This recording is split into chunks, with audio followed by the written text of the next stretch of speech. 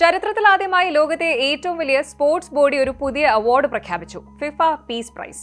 കേൾക്കുമ്പോൾ നല്ല ഐഡിയ ആണെന്ന് തോന്നും, പക്ഷേ പിന്നാലെയാണ് ലോകമെമ്പാടുമുള്ള ഫുട്ബോൾ ആരാധകരെയും രാഷ്ട്രീയ നിരീക്ഷകരെയും ഒരുപോലെ ഞെട്ടിച്ച ട്വിസ്റ്റ് ഉണ്ടായത്. സാക്ഷാൽ ഫിഫ ഫുട്ബോൾ ലോകത്തെ ഞെട്ടിച്ചുകൊണ്ട് ഈ സമ്മാനത്തിന്റെ ആദ്യ വിജയിയെ പ്രഖ്യാപിച്ചു. മറ്റാരുമല്ല, അമേരിക്കൻ പ്രസിഡന്റ് സാക്ഷാൽ ഡൊണാൾഡ് ട്രംപാണ് ഈ വിജയ്.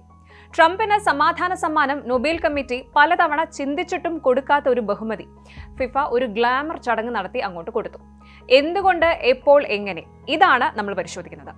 കഴിഞ്ഞ ദിവസം വാഷിംഗ്ടൺ DC-യിൽ നടന്ന 2026 വേൾഡ് കപ്പ് ഡ്രോ. ഈ ചടങ്ങിനിടെയാണ് ഈ പ്രഖ്യാപനം ഉണ്ടായത്. യൂട്യൂബ് അടക്കമുള്ള പ്ലാറ്റ്ഫോമുകളിൽ ലൈവായി ലോകം മുഴുവൻ കണ്ട ചടങ്ങായിരുന്നു അത്. ഫിഫ പ്രസിഡന്റ് ജിയാനി ഇൻഫാന്റിനോ തന്നെയാണ് ട്രംപിന് ഗോൾഡ് മെഡലും ട്രോഫിയും സർട്ടിഫിക്കറ്റും ഒക്കെ കൈമാറിയത്.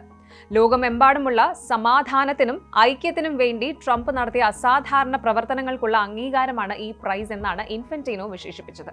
എന്തായാലും ട്രംപിന്റെ സ്വപ്ന സാക്ഷാത്കാരമാണ് നടന്നത്. നൊബേൽ സമാധാന സമ്മാനം എന്ന മോഹം വെള്ളത്തിലായതുകൊണ്ട് തന്നെ ഫിഫ പീസ് പ്രൈസ്. ഈ ഫിഫ പീസ് പ്രൈസിനെ അദ്ദേഹം ജീവിതത്തിലെ ഏറ്റവും വലിയ ബഹുമതികളിൽ ഒന്ന് എന്നാണ് വിശേഷിപ്പിച്ചത്. അതായത് ട്രംപിന് കിട്ടിയത് ലോകം മുഴുവൻ ശ്രദ്ധിക്കുന്ന ഒരു പബ്ലിസിറ്റി സ്റ്റണ്ടാണ്, ഒരു പക്ക പൊളിറ്റിക്കൽ മൂവ് എന്ന് തന്നെ പറയണം. എന്നാൽ ഈ അവാർഡ് പ്രഖ്യാപനത്തിന് പിന്നാലെ ഫിഫ വലിയ വിമർശനങ്ങൾ നേരിടുകയാണ്. ഫുട്ബോളിന്റെ അടിസ്ഥാനപരമായ ന്യൂട്രാലിറ്റിയാണ് ഇവിടെ ചോദ്യം ചെയ്യപ്പെടുന്നത്. ഈ ഗോളിന് പിന്നാലെ ഓഫ് സൈഡ് വിളിച്ചവരുടെ എണ്ണം ചെറുതല്ല. ആദ്യ വിമർശനം ഇതാണ്: അപ്പീസ്മെന്റ് ആണോ എന്നുള്ളത്.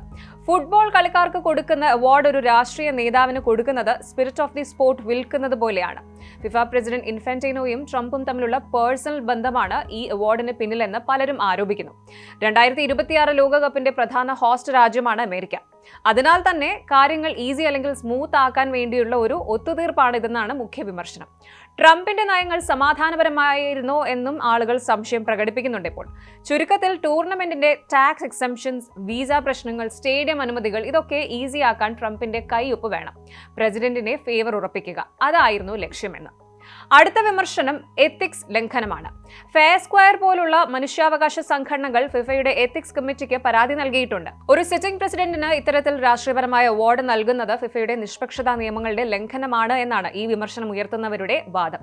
സമാധാനത്തിന് വേണ്ടി സംസാരിക്കുന്ന പല ഗ്രൗണ്ട് ലെവൽ പ്രവർത്തകരെയും തഴഞ്ഞിട്ട് ഈ അവാർഡ് ട്രംപിന് കൊടുത്തത് മൊറാലിറ്റിയുടെ പ്രശ്നമാണ്. ഇനി മൂന്നാമത്തെ വിമർശനം ഇതാണ്: അവാർഡിന്റെ നിഗൂഢത. അതായത് ഈ ഒരു പുതിയ സമ്മാനം ഏർപ്പെടുത്തിയതിനെ കുറിച്ചോ അല്ലെങ്കിൽ വിജയിയെ തിരഞ്ഞെടുത്ത ക്രൈറ്റീരിയകളെ കുറിച്ചോ ഫിഫ ഒഫീഷ്യലായി കൂടുതൽ വിവരങ്ങൾ പുറത്തുവിട്ടിട്ടില്ല. ഇതും വിവാദങ്ങൾക്ക് വഴിവെച്ചിട്ടുണ്ട്. എന്തായാലും സമാധാനത്തിന്റെ സന്ദേശം ലോകമെമ്പാടും എത്തിക്കാൻ ഫുട്ബോളിന് കഴിയുമെന്ന ഫിഫയുടെ അവകാശവാദം നിലനിൽക്കുമ്പോൾ തന്നെ ഈ അവാർഡ് ഫുട്ബോളിനെ രാഷ്ട്രീയത്തിന്റെ കളിക്കളത്തിലേക്ക് കൂടുതൽ വലിച്ചിഴച്ചിരിക്കുകയാണ്. വേൾഡ് കപ്പ് ഡ്രോയുടെ ആവേശത്തിനിടയിൽ അപ്രതീക്ഷിതമായി അവതരിപ്പിച്ച ഈ ഫിഫ പീസ് പ്രൈസ് ഫുട്ബോളിനെ രാഷ്ട്രീയത്തിൽ നിന്ന് വേർതിരിച്ചെടുക്കാൻ കഴിയില്ല എന്ന് ഒരിക്കൽ കൂടി തെളിയിച്ചിരിക്കുന്നു. സമാധാനത്തിനുള്ള മെഡൽ കഴുത്തിലണിഞ്ഞ ട്രംപിന്റെ ചിരി എത്ര കാലം ഫിഫയുടെ വിമർശകരുടെ നെഞ്ചിൽ തറച്ചു നിൽക്കുമെന്ന് കാത്തിരുന്ന് കാണേണ്ടതുണ്ട്. Prize, this is your peace prize. There is also a beautiful medal for you that you can wear everywhere you want to go. Right now. Okay, let me hold. Fantastic. Excellent. എന്തായാലും world cup തുടങ്ങാൻ ഇനിയും സമയമുണ്ട്. പക്ഷേ FIFA ഇപ്പോൾ തന്നെ കോൺട്രവേഴ്സീസിന്റെ കിരീടം അണിഞ്ഞു കഴിഞ്ഞു. ഇനി വരുന്ന ദിവസങ്ങളിൽ ഈ ഫിഫ പ്രൈസ് എത്രത്തോളം രാഷ്ട്രീയ യുദ്ധങ്ങൾക്ക് തിരികൊളുത്തുമെന്ന് കണ്ടറിയണം. ഈ അവാർഡ് വെറും ഒരു ട്രോഫി മാത്രമല്ല, ഫിഫയുടെ നിഷ്പക്ഷത എന്ന വിശ്വാസത്തിന് ഏറ്റ ഒരു വലിയ പ്രഹരം കൂടിയാണ്. സ്പോർട്സും രാഷ്ട്രീയവും ഒരിക്കലും വേർതിരിക്കാനാവാത്ത വിധം കൂടിച്ചേർന്ന ഈ പുതിയ ഗെയിം പ്ലാൻ ലോകമെമ്പാടുമുള്ള ഫുട്ബോൾ ഫാൻസിനെ ആശയക്കുഴപ്പത്തിലാക്കിയിരിക്കുകയാണ്. ഈ അപ്രതീക്ഷിത അവാർഡ് ലോകകപ്പിന്റെ ഗ്ലോബൽ ഇമേജിന് ദോഷകരമാകുമോ? കാലം തെളിയിക്കും.